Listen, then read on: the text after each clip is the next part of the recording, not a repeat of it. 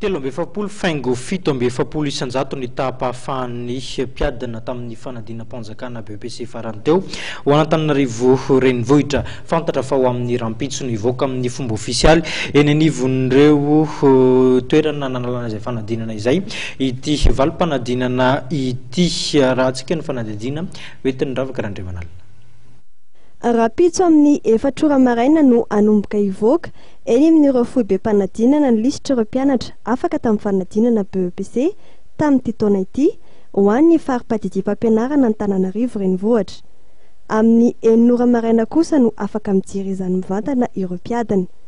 Io arivo io tamin'ny 10 ora dia efa afaka nojerena tamin'ny alalan'ny SMS amin'ny Telma, ny valim-panadinana amin'ny alalan'ny fandefasana SMS, ny laharana tamin'ny fanadinana amin'ny laharana tarby 601.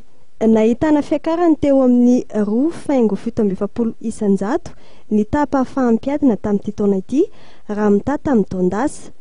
13,7 isanjato zany tamin'ity taona ity raha teo amin'ny 2,7 isanjato kosa tamin'ny taona 2020 raha ny nambarana Andriamatoa Patrice Randrianarso, lefitry ny lehibe ny fari-padidiam-pampianarana Antananarivo renivohitra. Fantatra moa fa mpiadana avy amin'ny sekoly tsy miankina iray eto Antananarivo renivohitra no nahazo ny mention très bien tamin'ny alalan'ny sahalanisa 7 amin'ny 20 ary mpiadana iray avy amin'ny CEG Anosy Be kosa no laharana faharoa izay nahazo sahalanisa 12,7 amin'ny 20. Sahalanisa 7,20 amin'ny 20 dia fa afaka araka ny fanapahan'ny mpampianatra izay nanatanteraka ny délibération ny folakandro ariva teo.